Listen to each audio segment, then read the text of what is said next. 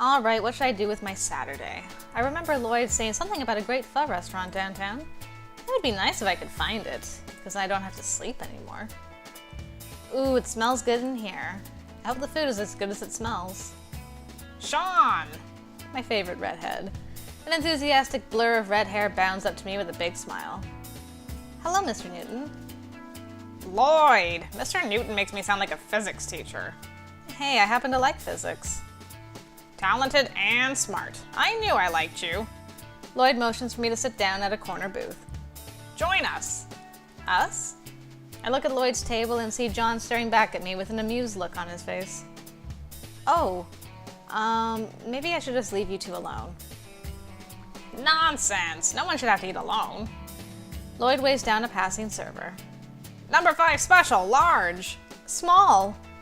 I blurt out a correction before I realize what I'm doing. A slow smile spreads across Lloyd's face. So you'll be joining us then.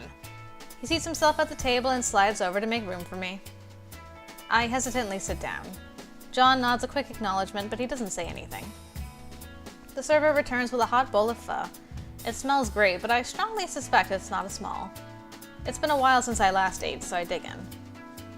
We were just talking business. Maybe having a young mind will help. I look up from my noodles. Oh, I get to be a focus group? A very focused group. Ugh.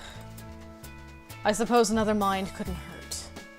Hurt what? Did something happen? Lloyd leans back. Well, we heard back from the higher-ups. They liked cops and robbers, but they wanted to be different. What exactly do they mean by different? Should we set it on the moon? You know full well what they want different, mate. And I'm not changing that. Selena stays. Then you're at an impasse. The network doesn't like Selena? Oh, they like her well enough. They just don't want an action show led by a woman. Oh. If we want them to pick it up, we'll have to add a male character to work with her. But that ruins the entire point. John rubs the bridge of his nose slowly. I know that, and you know that, but the execs don't see that. All they see are formulas. What sort of formulas? Lloyd waves his hand dismissively. They want us to include a major male character to lead with Selena. But it's likely they'll ask us to set up a romance between the two of them to move the story along. Which is even worse, because a sexual tension hook is only good for a couple seasons, and it kills the story. The show inevitably spends more time on the relationship than the main story. I turn back to my soup to allow myself a moment to think. When you were filming, there was something about a serial killer she was hunting down. Yeah, it's the overarching plot. Every episode she gets another clue. It ties the series together. Would it be possible to make him a bigger character from the start? How do you mean? Split the time between her point of view and his. Show what he's up to. Instead of her finding obscure clues, make it more like a cat and mouse thing. Focus on their conflict from the start. It would give you a male lead, but Selena's character would still be the way you planned it. Lloyd and John are staring at me. I slouch down and try to hide behind my bowl of pho. Sean, you're brilliant. Don't let anyone tell you otherwise. It is a rather cunning solution. I blush and poke at my noodles with my chopsticks. Thank you. Lloyd drums his fingers on the table. He looks thrilled. Okay, let's rethink this. I wasn't planning on really introducing this guy until the season finale. Lloyd and John begin trading off a series of rapid-fire ideas. Maybe he killed her family. But she survived. And she left him with a scar. On his face. When she was still 16. Which is why she became a cop. And she's the only known survivor. He disappeared for a while. But just resurfaced for reasons unknown. And he wants revenge. But so does she. She publicly stated she was coming for him. Online. And he responded. With flowers. She burned them. They talk online all the time. You're going to play him. What? Ha ha ha ha. Lloyd looks proud of himself. You're going to play him. I told you I'm trying to take a break from acting for a spell. John. Lloyd sounds like a 10-year-old begging for ice cream. It has to be you. Has to be. Well, yeah. Lloyd pokes the table despondently. I thought we made a promise. And here it comes. Besides, you said you didn't want to be associated with a knight anymore. Be a villain and it'll break the hero stereotype. And whether you want to admit it or not, acting is your heart. You miss it. Ugh. You're not going to stop until I say yes, are you? Ho ho, you know me so well. Fine, I'll do it. But only because it's you. Lloyd beams proudly. This is going to be amazing. I glance down at my phone. It's getting late. I still need to finish my homework. Oh, of course. I pull out my wallet, but Lloyd places his hand over mine. No, I've got this one. Are you sure? Lloyd throws an arm over my shoulder and leans in conspiratorially. Sean, let me teach you one of the great secrets of life.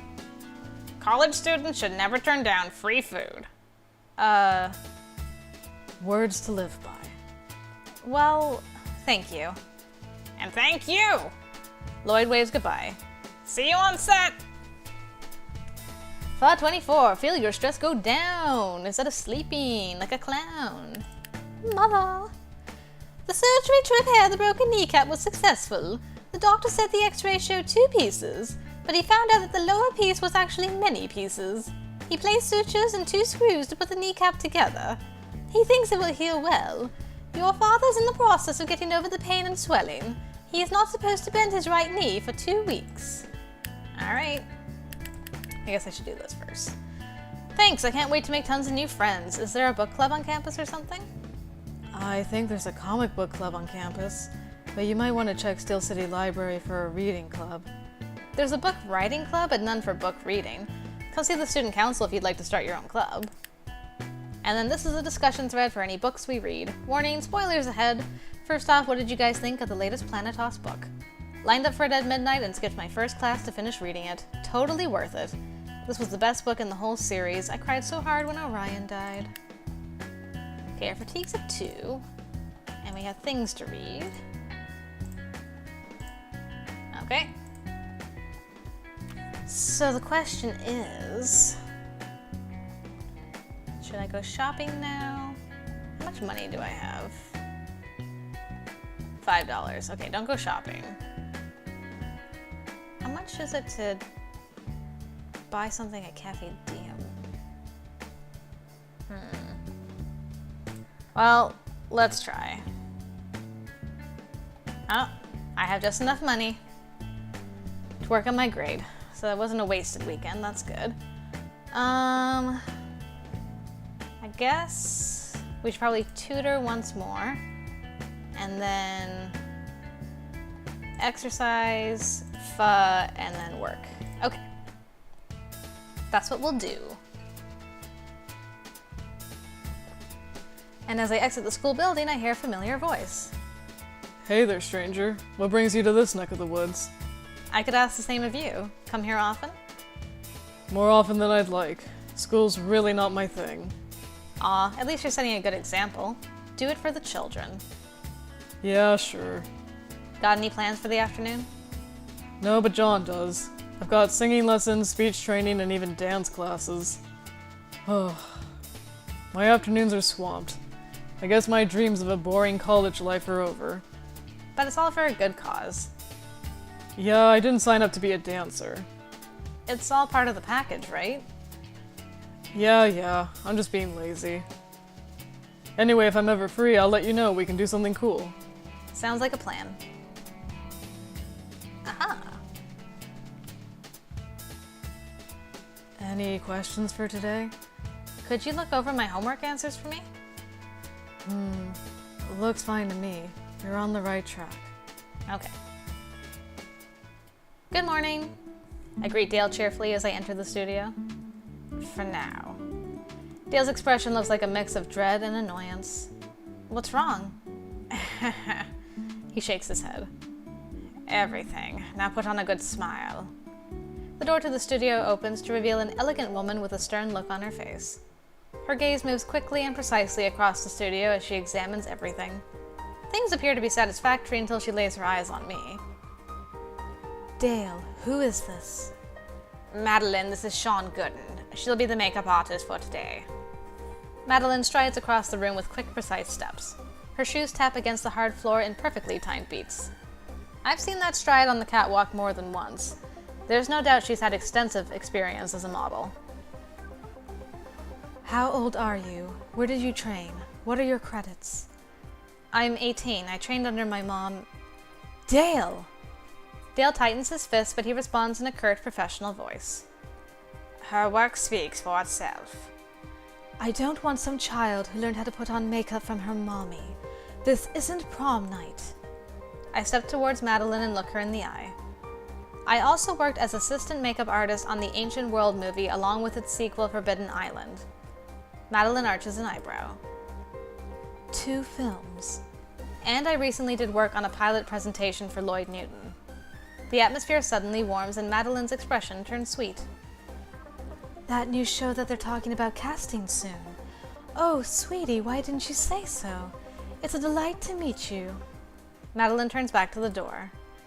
Matthew! Matthew? Don't tell me. A tall, slender figure appears at the door. Yes, Mother. Mother?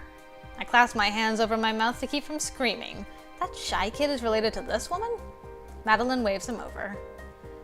This is your new makeup artist, Sean Gooden. She works with Lloyd Newton. Isn't that exciting? Come greet her.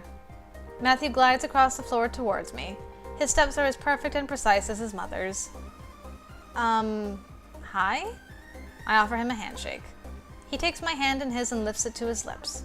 With a gentle bow of his head, he kisses the back of my hand. It's a pleasure to meet you, Miss Gooden. I look forward to working with you. He releases my hand slowly. All right, now that introductions are out of the way, let's get to work. Dale turns to Madeline. Let's look over the plans for today's shoot, shall we? I'm sure Sian can handle her side of the job. Madeline hesitates for a brief moment before following Dale to the shooting area. Is she still unsure about me? I turn to Matthew. This way, I guess. I am in your capable hands. Matthew sits at the makeup station with a single fluid motion. He looks at me expectantly. I begin my work in silence. He sits calmly, following each of my requests to turn his head or close his eyes. Everything he does has a cool, polished air to it.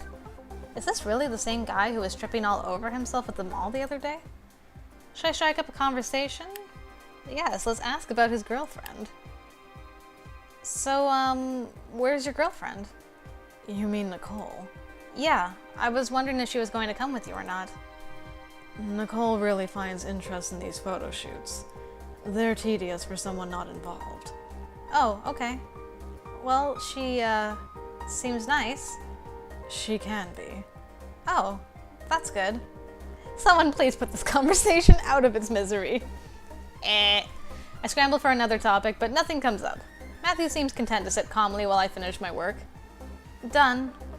I hold up a small mirror for Matthew. He glances at it briefly. Thank you for your excellent work.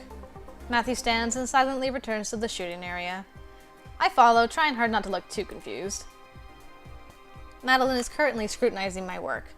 After several agonizing seconds, she nods her approval. Dale looks visibly relieved. I get the feeling she's a hard woman to please.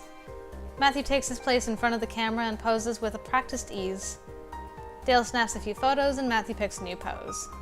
Unlike Adam, Matthew needs no coaching from Dale. Every move he makes is elegant and comfortable. The photo shoot proceeds quickly with a sense of learned efficiency. Madeline occasionally calls out commands, but Matthew carries most of the power himself. In front of the camera, he looks so calm and in control. Wow, he really is a professional. Dale lowers his camera. Take 5. Matthew nods and leaves the set. Madeline takes the opportunity to approach me. I love your work, honey. You're very talented for someone your age. Thanks? No wonder Lloyd chose you to work on his show. That's very exciting, isn't it? I decide not to mention that I only worked with Lloyd because he was desperate. If she's choosing to extend an olive branch, I'll take it. It was interesting. I heard they don't have a full cast for the show yet. Did Lloyd mention who was handling the casting? He hasn't said anything about it. Madeline purses her lips thoughtfully. Well, next time you see him, you might mention that Matthew is undergoing acting training. Ha, and there's the sales pitch. Sure, next time I see him. When am I ever going to see him again? Madeline's expression resembles that of a satisfied cat that has finally put a mouse out of its misery. Oh, you are so sweet. Matthew returns and Madeline immediately turns her attention back to him. Now that she's secured a promise from me, she ignores me for the rest of the photo shoot. Honestly, the lack of attention comes as a relief. The photo shoot draws to a close and Madeline and Dale inspect the photos together. I return to the makeup station to gather my things and find Matthew there picking up bits of loose trash and throwing them away. Oh, hey, want some help with that? He turns to me and his face lights up red. No, I can handle this. So it is the same guy I met at the mall. He begins to fiddle with his vest, absent-mindedly buttoning and unbuttoning it. You must think I'm a terrible person. Huh? He casts his eyes toward the ceiling. Well, when I'm in work mode, I get really focused, you know. I do. Oh, right. Sorry. I didn't do anything offensive, did I? Weird, yeah, but not really offensive. Although I don't know why you treated me like a stranger. Oh, Mom doesn't like it when I meet new people, especially girls. She thinks they'll only try to use me, so I kind of didn't tell her about you. Ah, well, I have a guess where his fear of women comes from. What about your girlfriend? Nicole's an exception. Is she the daughter of a famous director or something? What? No. Matthew frowns for a moment before realization hits. She wanted you to introduce me to a director, didn't she? Yeah, I don't know how to break it to you, but Lloyd's new show hasn't been greenlit yet. There's a good chance it won't even happen. That's okay. I like modeling, but I've never been that interested in acting. Oh good, that saves me a guilt trip or two. You felt guilty. Well, yeah. It's sort of like making a promise knowing I can't keep it. And I wouldn't want to get your hopes up for something I can't deliver. That's nice of you. You're really nice. So are you. Oh, thanks. Matthew, we're leaving now. A brief look of panic flashes across Matthew's eyes. I have to go. Yeah, I know. Take care. You too. Dale approaches me as I watch Madeline lead her son out the door. Congratulations, you survived. It wasn't so bad. Huh. He fiddles with his camera. Madeline was a professional model for many years. She insists her children follow that path. And while I appreciate that she wants them to succeed, her stunning lack of trust in my skills is grating. I think my connection with Lloyd mattered more to her than my actual abilities. Hey, if he gets her to like you, then he gets her to like you. It's not easy to impress Miss Midnight herself. Midnight? Madeline Midnight, original face of the Midnight Cosmetics line. That was the original Midnight Girl? I use a lot of her products. You and every other professional in this city. Anyway, good work today. I hope you don't mind if I call on you for future assignments. I'd be honored if you did. Then I'll be seeing you around. Take care, Sean. Later. Today was a good work day. I earned $300. Excellent. And I ran well.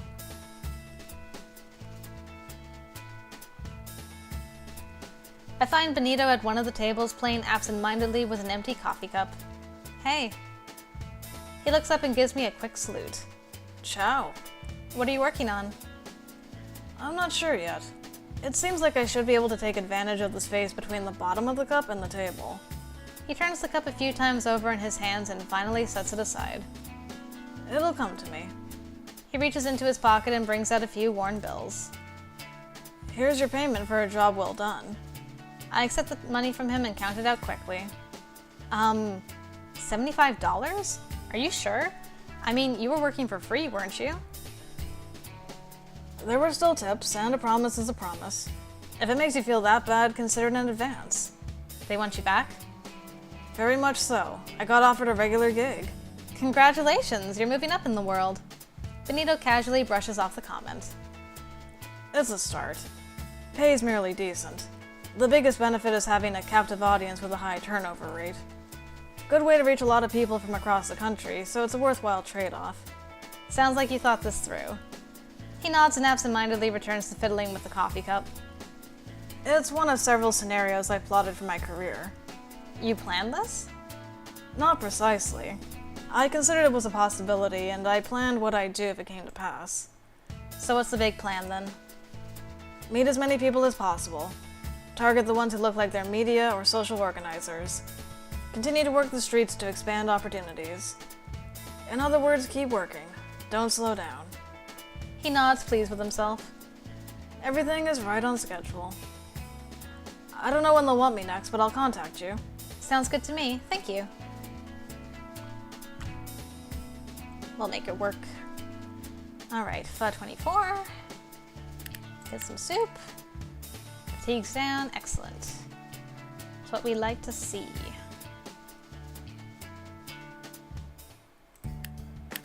Dale.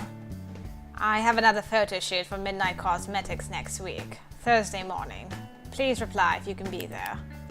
I will be there. Thank you for thinking of me. Excellent. Thank you. Thank you, Dale.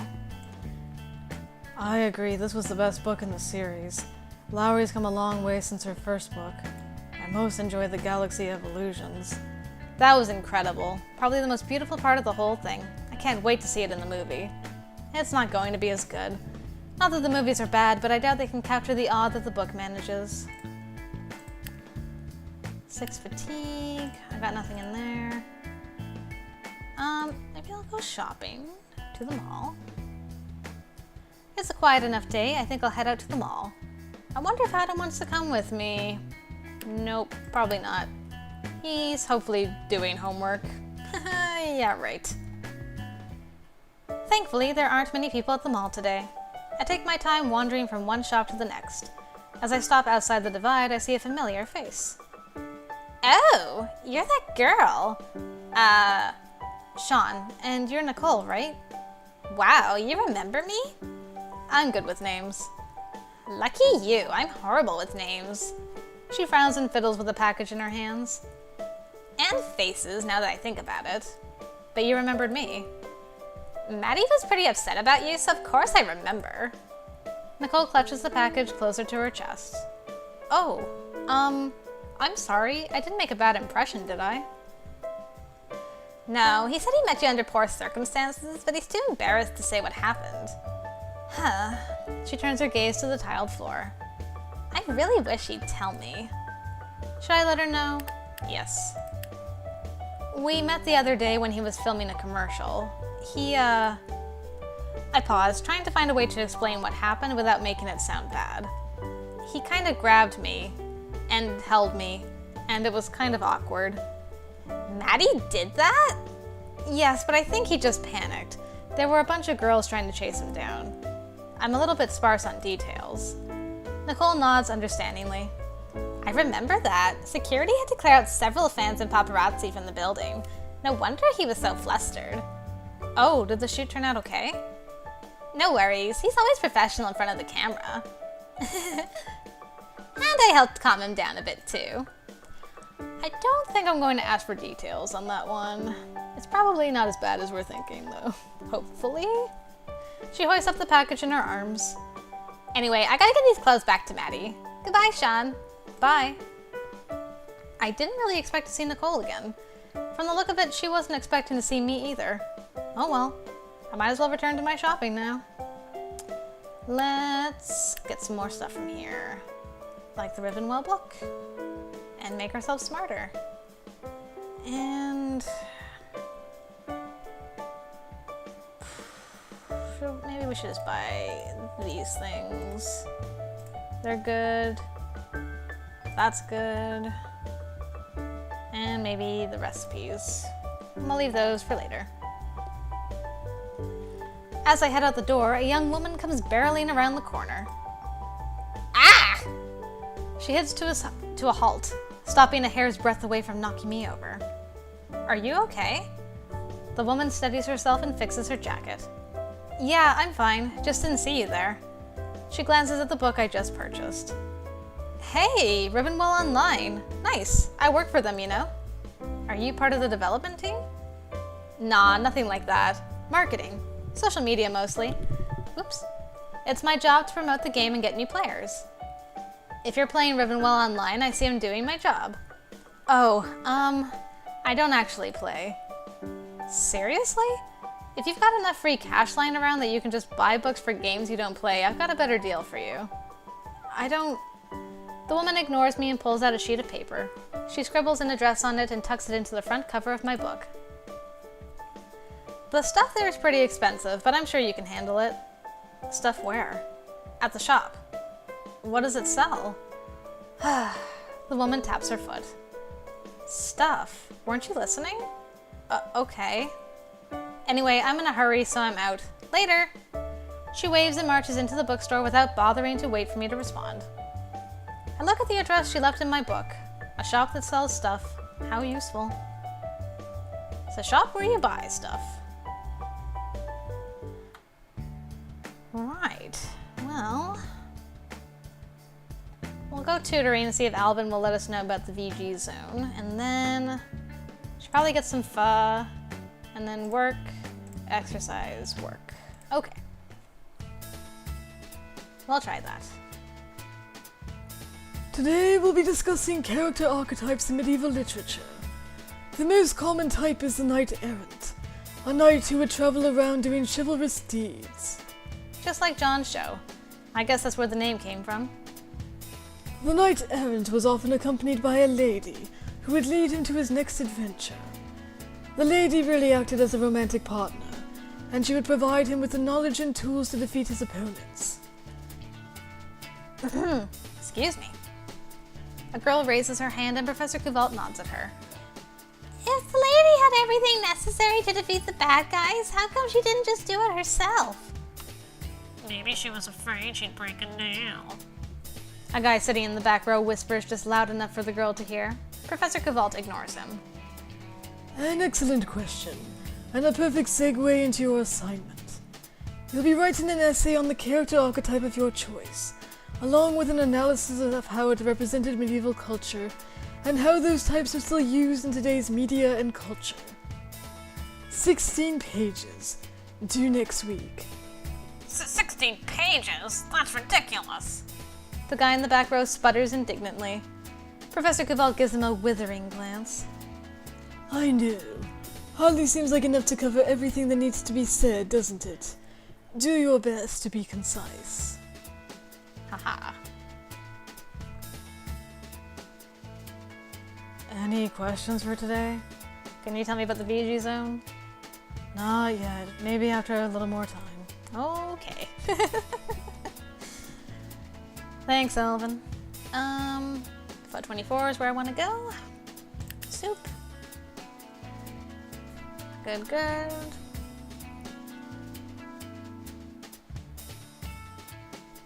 I enter the studio and immediately begin setting up my station. Ready for another round with the Midnight Clan. Well, now that I know they're part of the Midnight Line, I'm really nervous. Ha, I didn't mean to worry you. Will it make you feel better if I tell you that's not their real name? While I always assumed Midnight was some sort of stage name, although talking about it makes me curious. Dale leans in. Partridge. What? Madeline Partridge, and her son Matthew Partridge. But don't say it to their faces. Why not? Big industry secret? Nothing a little bit of time online can't tell you. But stage names exist for a reason. Whether it's to build a character, afford privacy, or just not conflict with someone else, it's always important. So calling someone by their given name in a professional setting is rude. The door to the studio opens and a petite girl with golden hair enters. Good morning, Mr. Vincent. I trust everything is ready. Ready as will ever be, Nicole. Nicole scans the room quickly and her eyes settle on me. Sian, what are you doing here? My job, I'm a makeup artist. Oh, I didn't know you were industry. That's not a problem, is it? Of course not. I'm just surprised. Maddie, all clear. I leaned towards Dale and whispered to him. What's with the all clear? Am I missing something? Search me. They've always been like this. Okay. I guess I'll just pretend that it's normal. As soon as Matthew enters, the room feels a little colder. His gaze rests on me for a brief moment, and he eyes me with only the faintest recognition. Work mode, huh? It's hard to believe this is the same guy who looked like he was on the verge of tears last time I saw him. Is that the mark of a professional? Shall we get started? Ready when you are. Matthew sits in front of the mirror and waits patiently for me. Nicole pulls up a chair and sits a few feet away from us. In what appears to be a gesture of friendship, she strikes up a conversation.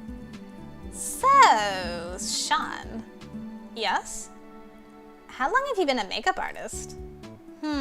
I think I've lost count. It's been a while, though. Matthew inspects himself in the mirror. I can tell. Your work is very polished. Oh, thank you. Matthew nods coolly and strides off toward the photo area. Nicole pulls her chair closer to me and offers a smile.